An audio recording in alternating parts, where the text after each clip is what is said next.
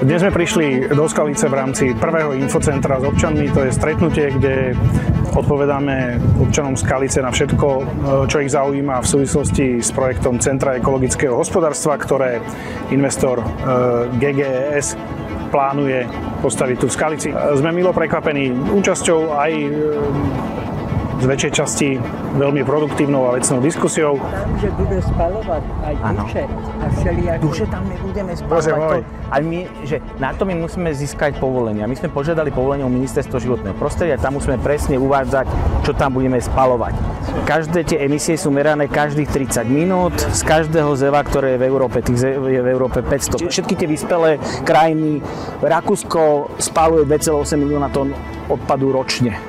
A v takýchto diskusiách budeme určite pokračovať. Samozrejme, sme vždy otvorení odpovedať na všetky otázky, ktoré s týmto projektom súvisia.